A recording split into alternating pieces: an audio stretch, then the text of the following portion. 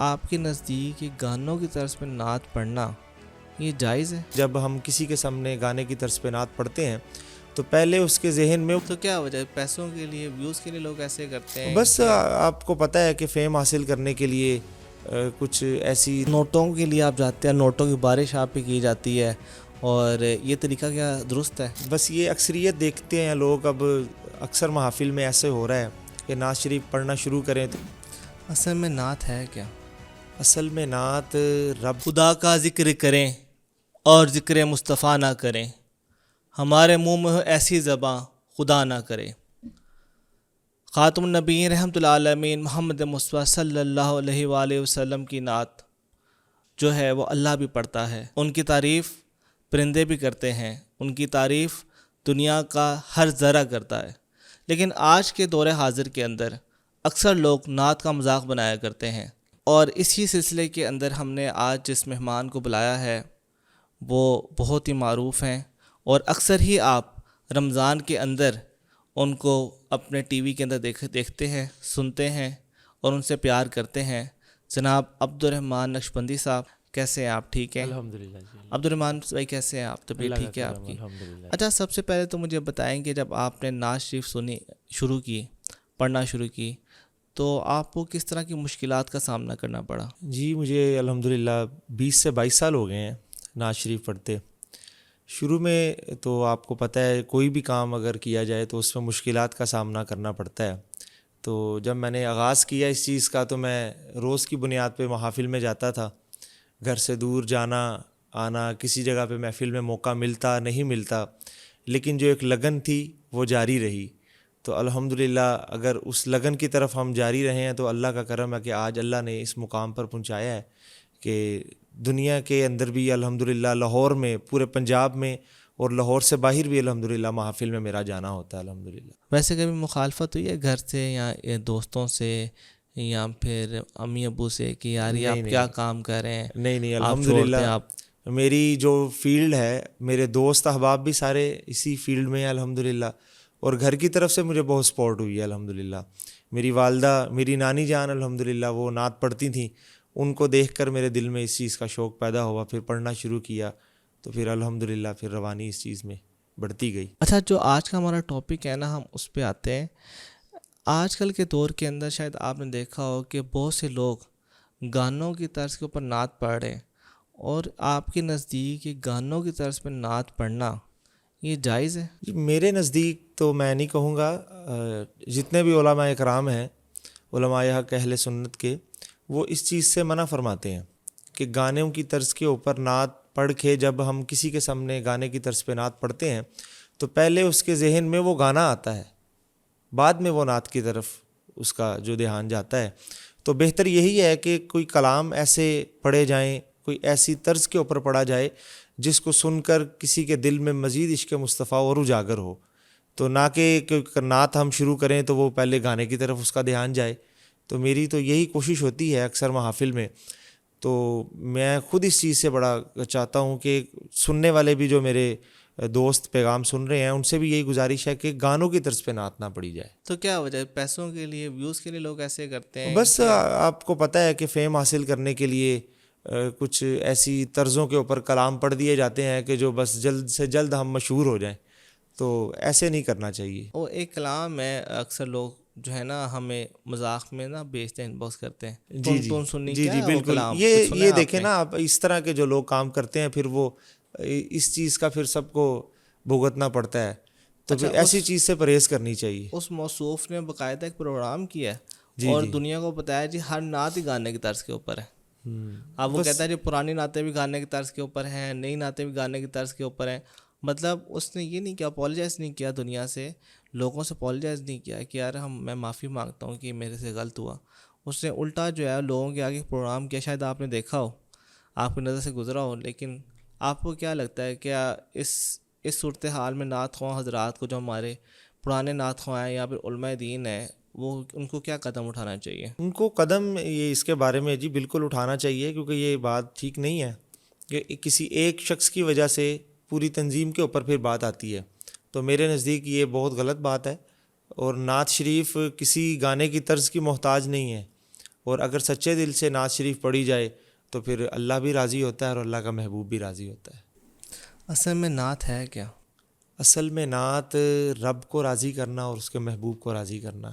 نعت شریف سچے دل سے جب انسان پڑھتا ہے تو میرا یہ یقین ہے کہ جب آغاز ہوتا ہے تو اس کی رحمت اس کو گھیر لیتی ہے۔ لوگ آپ پہ تنقید کرتے ہیں کہ آپ لوگ جب نعت پڑھنے جاتے ہیں کہیں بھی تو نوٹوں کے لیے آپ جاتے ہیں، نوٹوں کی بارش آپ پہ کی جاتی ہے، اور یہ طریقہ کیا درست ہے؟ جی بس یہ اکثریت دیکھتے ہیں لوگ، اب اکثر محافل میں ایسے ہو رہا ہے کہ نعت شریف پڑھنا شروع کریں تو پھر نوٹ نچھاور کرنا شروع کر دیتے ہیں، لیکن جو اس کا طریقہ کار ہے یہ غلط ہے۔ اکثر نعت خوانوں نے بھی منع فرمایا ہے، علماء اکرام نے بھی اس چیز سے منع فرمایا ہے۔ تو میرے نزدیک یہی ہے کہ اگر آپ نے کسی کی خدمت کرنی ہے، کسی ثنا خوان کی، تو احتراماً ادباً آگے رکھ دیا جائے، کیونکہ اس سے منع نہیں فرمایا۔ اگر ہم کسی محفل میں جاتے ہیں تو ہمیں کچھ ہدیہ دیا جاتا ہے تو پھر اس سے کسی نے منع نہیں فرمایا، لیکن مختلف لوگ ہیں، مختلف رائے ہیں، اب کسی کو بندہ منع تو نہیں کر سکتا نا۔ کیا یہ دین سے نعت سے دوری نہیں ہے؟ لوگ جو آج کل لوگوں کے ذہن میں بٹھاتے ہیں کہ آپ جو نعت خواں کو پیسے دیتے ہیں یہ آپ کسی غریب بچے کی شادی کر دیں۔ بس وہ انہوں نے بس رخ چینج کرنا چاہ رہے ہیں اس چیز کا، نعت خوانی سے لوگوں کو متنفر کرنا چاہ رہے ہیں۔ ایسا کوئی سسٹم نہیں ہے۔ جس نے بچیوں کی شادی کروانی ہے وہ بچیوں کی شادیاں بھی کروا رہے ہیں، اور جس نے حضور کا میلاد کروانا ہے وہ تو بڑھ چڑھ کر حضور کا میلاد کروا رہے ہیں۔ اس چیز سے اس کا کوئی تعلق نہیں ہے کہ جی اگر ہم بچیوں کی شادیاں نہیں کروائیں گے تو میلاد کروائیں گے، میلاد نہیں کروائیں گے تو بچیوں کی شادیاں کروائیں گے۔ دونوں کام اپنی جگہوں پر ہو رہے ہیں۔ لوگ کہتے ہیں قرآن و حدیث سے کہیں سے ثابت کر دیں کسی نعت خواں کو کبھی کسی نے کچھ ہدیہ پیش کیا ہو یا ذکر مصطفیٰ یا ذکر خدا بس کرنے ان والے کی، کو۔ میں تو ایسے لوگوں کی کم عقلی کہوں گا جو ایسے سوالات کرتے ہیں۔ میرے نزدیک یہ چیز دیکھیں کہ نبی کریم صلی اللہ علیہ وسلم حضرت حسان جب نعت پڑھتے ہیں تو اپنی کملی مبارک اتار کر آپ کو تحفہ دے دیتے ہیں، گفٹ کرتے ہیں، تو اس سے بڑی کوئی تصدیق اس چیز کی میں کیا پیش کروں۔ ویسے آپ کا پسندیدہ کلام کیا ہے، یا جس کلام سے آپ کی پاکستان کے اندر مشہوری ہوئی؟ ماشاءاللہ آپ کو ہر چینل بلاتا ہے، میں نے دیکھا پورے رمضان میں آپ بزی تھے، ہمیں ٹائم نہیں دے سکے۔ سب سے پسندیدہ آپ کا کلام کون سا جس سے آپ کو شہرت ملی؟ الحمدللہ بہت سے کلام ایسے ہیں، تو کسی ایک کلام کا انتخاب کرنا مشکل ہوگا۔ بہت سے کلام ہیں، حمدیہ کلام ہے، سائیاں نظر کرم دی کر سونے ہیں پنجابی کا، اس میں بھی الحمدللہ اللہ نے بڑی عزتوں سے نوازا۔ پھر اس کے بعد مدینے سے بلاوا آ رہا ہے، وہ بھی شعر تو سنا دیں، مدینے سے بلاوا آ رہا ہے۔ جی میں پیش کرتا ہوں۔ مدینے سے بلاوا رہا ہے، مدینے سے بلاوا رہا ہے، میرا دل مجھ سے پہلے جا رہا ہے، یہاں مرضی نہیں چلتی کسی کی، مدینے والا ہی بلوا رہا ہے، نواسوں کا وہ صدقہ بانٹتے ہیں، سبحان اللہ سبحان اللہ۔ زمانہ ان کا صدقہ کھا رہا ہے، مدینے سے بلاوا رہا ہے۔ سبحان اللہ، ماشاء اللہ سبحان اللہ۔ اس کے علاوہ کوئی اور کلام؟ جی ایک کلام الحمدللہ میں نے اس سال ہی پڑھنا شروع کیا ہے، ہمارے بڑے ہی خوبصورت شاعر ہیں ان کا لکھا ہوا کلام، تو اس کے چند اشعار میں پیش کرتا ہوں۔ اچھا آپ نے اپنی طرز بنائی ہے، خود سے طرز جی یہ میں نے، یہ الحمدللہ ہمارے ایک ثنا خوان ہیں، استاد ثنا خوان، انہوں نے پڑھا، لیکن میں اس کو اپنے انداز میں نے پڑھنا شروع کیا اور لوگ بہت پسند فرما رہے ہیں الحمدللہ۔ میں اس کے آپ کو چند اشعار سناتا ہوں۔ نبی کے روزے پہ جانے والو، میرا بھی ان کو سلام کہنا، نبی کے روزے پہ جانے والو، میرا بھی ان کو سلام کہنا، ملو تو کہنا کہ کب ملو گے، ہے وقت بز میں تمام کہنا، ان سے کہنا کہ چلتے چلتے میں قافلے سے بچھڑ گیا ہوں، مجھے بلا لو تو میں بھی دیکھوں، کہاں ہے راستہ ہے جنتوں کا۔ اور شعر سنیے، سنا ہے روزے کی جالیوں کو